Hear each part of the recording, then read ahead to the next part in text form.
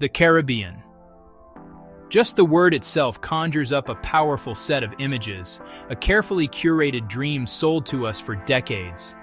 We see sprawling, all-inclusive resorts, self-contained worlds of manicured perfection, where the loudest sound is the poolside DJ. We picture endless buffets and scheduled fun. We imagine cruise ships the size of small cities, floating metropolises disgorging thousands of people onto beaches for a few fleeting, frantic hours. And of course, there's the rum punch, served in a plastic cup with a tiny, colorful umbrella. It's a postcard, a well-marketed fantasy sold to us over and over again. A comfortable, predictable, and highly profitable version of paradise. But it's only one story. But here's a number for you, a little piece of information that doesn't quite fit the brochure. Of the more than 7,000 individual islands, islets, reefs, and cays that make up this vast archipelago, only about 2% are inhabited. An even smaller number get the lion's share of attention, tourists, and dollars. Think about that. 98% of the Caribbean exists almost entirely outside the frame of our collective imagination. This leaves a vast, largely unseen world floating in that turquoise water. Thousands of specks of land, some barely more than a sandbar with a single palm tree, a temporary kingdom for seabirds, others with tiny communities living a life far removed from the tourist trail, their economies tied to the sea and the soil, not the service industry. These are the places that don't make it into the glossy travel magazines. They exist without international airports, reachable only by small prop planes or a local ferry. They thrive without chain restaurants, where the best meal is found at a roadside stand with a hand-painted sign. They are islands without the polished veneer of mass tourism, where nature has been allowed to reclaim what was once cleared. These are the quiet corners, the forgotten fragments of paradise just beyond the horizon.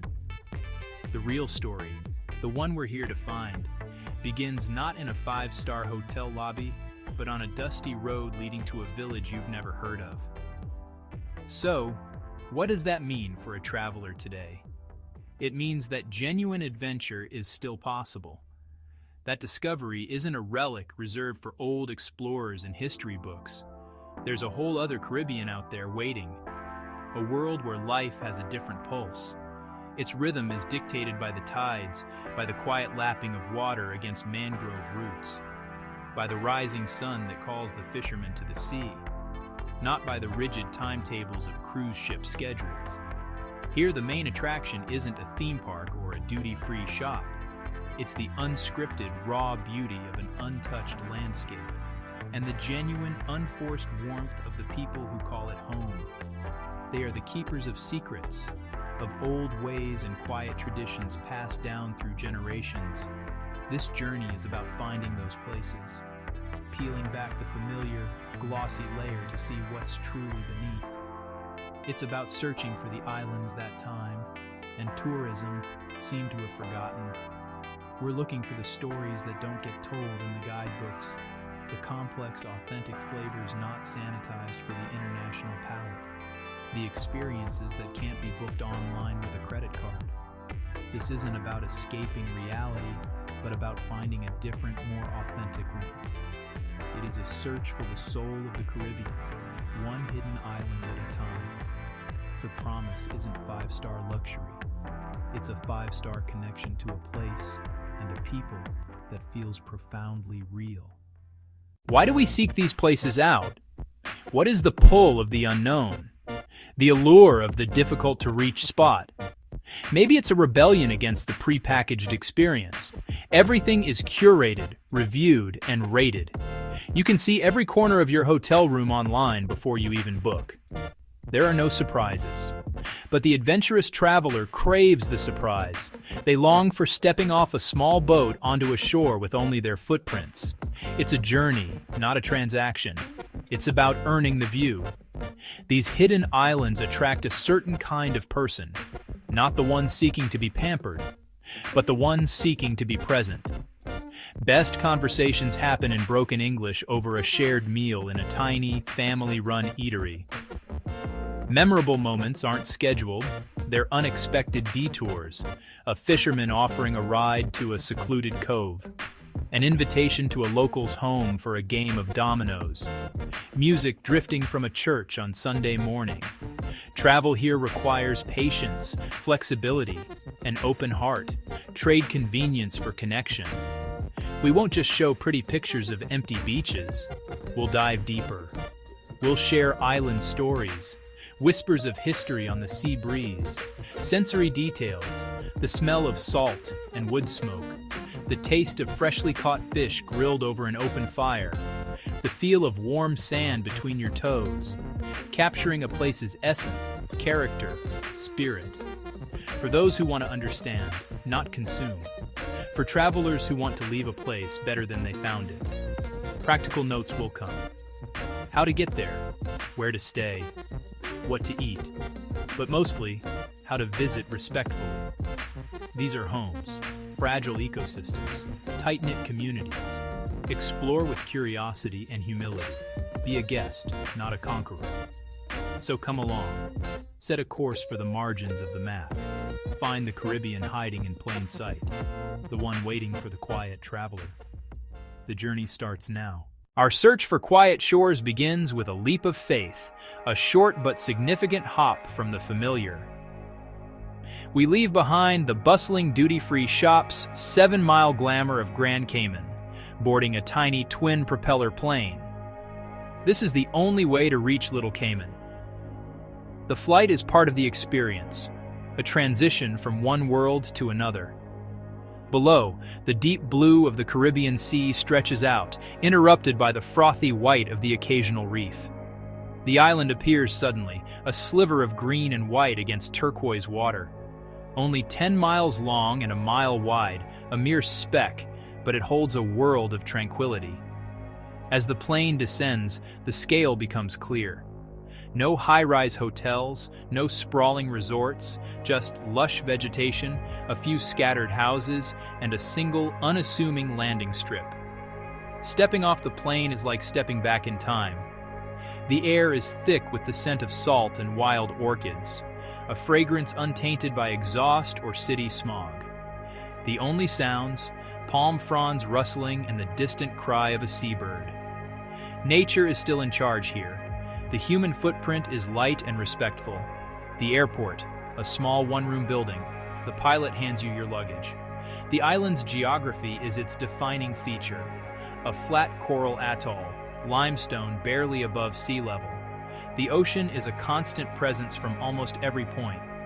One main road, mostly unpaved, circles the coastline, offering breathtaking views at every turn. This is not a place for rushing. Iguanas leisurely cross the road, demanding patience from the few drivers. It's a world away from traffic jams and the hurried pace of modern life. A place that forces you to slow down and simply be. Getting here requires a deliberate choice. You have to want to come. The journey, flight to Grand Cayman, then the connecting hop on Cayman Airways Express. That small barrier preserves its unique character. It filters out casual tourists. Those who arrive seek solitude, natural beauty, and a profound sense of peace. Not for the masses, a sanctuary for the discerning traveler. For the climax of our journey into the wild, we seek out a place that feels like the very edge of the map. We travel to a place that feels like the end of the world, an island so unique, so starkly different from its neighbors, it seems to belong to another part of the planet entirely. We return to the British Virgin Islands, a familiar archipelago of green jewels. But this time, we fly past the lush volcanic peaks of Tortola and Virgin Gorda, their familiar silhouettes receding behind us. Our destination lies to the north, a faint, horizontal line sketched on the horizon. It's a long, flat anomaly in a sea of mountains. This is Anegada, the drowned land. Unlike all of its neighbors, which are volcanic, born of fire and thrust violently from the seabed, Anegada is a coral and limestone atoll, built slowly, patiently, by millennia of marine life. Its highest point is a mere 28 feet above sea level. It is an island defined not by height, but by its profound horizontality, and its intimate, inseparable relationship with the sea. Getting here is part of the experience, a rite of passage. The small propeller plane flight reveals the island's strange and beautiful geography from the air. You see not a solid landmass, but a delicate patchwork of bone-white sand, shimmering turquoise water, and tough, dark green scrub, all protected by the ominous, frothy white line of the Horseshoe Reef. This 18-mile-long barrier reef is one of the largest and most formidable in the Caribbean. It is responsible for both the island's serene, protected lagoons and its treacherous, unforgiving history. Over 300 ships have met their end here. One of the most famous was the HMS Astrea, a British frigate that struck the reef in 1808. The captain, mistaking Anegada for another island, sailed directly into the coral maze.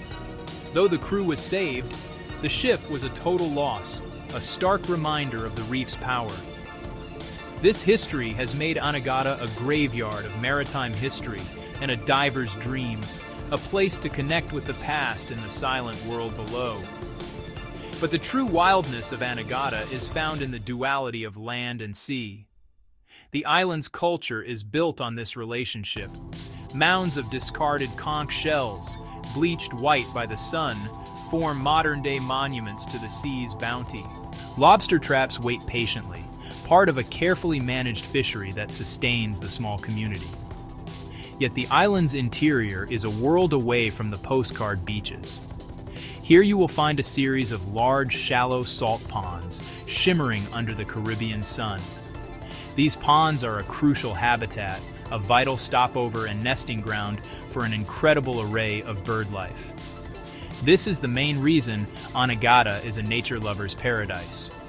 The ponds are home to a recovering flock of Caribbean flamingos, their vibrant color a startling contrast to the muted landscape. They were hunted to extinction on the island in the 1950s, but have been successfully reintroduced through a dedicated conservation program. Seeing their brilliant pink forms wading gracefully in the shallow water against the stark landscape is a breathtaking sight, a true and powerful symbol of ecological hope and conservation success. They are joined by stately herons, powerful ospreys, bustling sandpipers, and countless other shorebirds that make the ponds their home. But the most important resident of Anegada is a creature that speaks to a much more ancient time, a living relic from the age of dinosaurs. The island is the last refuge of the Anegada rock iguana, a critically endangered species found nowhere else on Earth. These prehistoric-looking lizards can grow up to 6 feet long and were once the dominant herbivores on the island, shaping the very vegetation around them. Today, their population is threatened by habitat loss, and most severely, by predation from feral cats that prey on the vulnerable young. A dedicated Head Start facility on the island now raises young iguanas in a protected environment, giving them a fighting chance until they are large enough to survive in the wild. To see one of these magnificent gentle giants in its natural, scrubby habitat is the ultimate Anegada experience. It requires patience, respect, and staying on marked paths to avoid disturbing their fragile nesting sites. It is a privileged encounter with a survivor from another age, a quiet giant holding on in a world that has changed so much around it. So, our journey across these scattered jewels of the sea comes to a close, but the story, as we've discovered, doesn't really end. It simply finds a new beginning in the way we choose to see the world. We started with a simple, perhaps even naive idea, to look beyond the brochure. We wanted to peel back the impossibly perfect, airbrushed layers of the Caribbean sold to us in glossy magazines and through the promise of effortless, all-inclusive packages. We went in search of something real, something hidden. We were looking for the texture, the grit, the unscripted moments that define a place. And we found it. Not in one single secret location, but scattered everywhere, in countless fragments of life and land. We found it on Little Cayman, a place of quiet shores where the right-of-way belongs to the ancient iguanas on the road. We felt it on Salt Island, in the stony silence of the ruins, a testament to generations of hardship and resilience against the relentless sea. Because the soul of a place, its truest identity, lives in its people and their traditions, passed down not in books, but in hands and voices. We heard it in Carriacou, in the defiant rhythm of Shakespeare recited on a dusty street. We felt its pulse in the ancestral big drum dance, a heartbeat connecting the present to Africa. We saw it in Windward, where boat builders' hands shape wood by instinct, working by eye, and in Bequia, where carved whalebone holds a seafaring memory. We witnessed it with the Garifuna of St. Vincent, a story of survival, where culture itself is a form of resistance. We explored it on Statia, descending into the Quill's misty prehistoric crater, and we swam through it in Jardines de la Reina, a vision of a healthy ocean in pristine, shark-filled waters.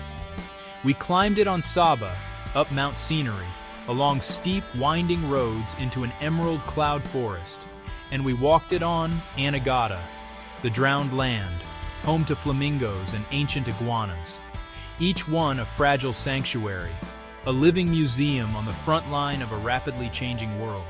With every island visited, every story heard, the map of the Caribbean in our minds has been redrawn. It's no longer just a constellation of beach resorts or a checklist of cruise ports. It is a living, breathing tapestry of unique cultures, deep and often painful histories, and profoundly wild places. We've learned that the smallest, most overlooked specks on the globe can hold the biggest, most resonant stories. And that true adventure isn't about adrenaline and danger. It's about curiosity, patience, and the profound willingness to see the world through someone else's eyes.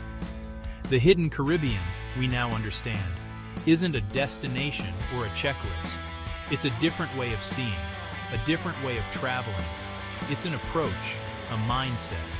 It's a powerful reminder that the world is still full of secrets, if you just know where, and more importantly, how to look. But here's the paradox.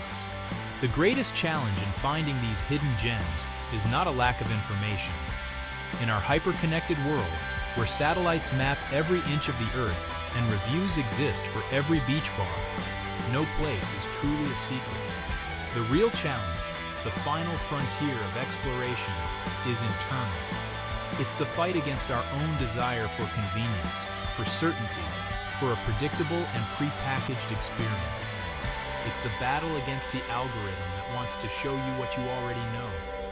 It's so easy to follow the crowds, to go where everyone else goes, to book the hotel with 1,000 five-star reviews.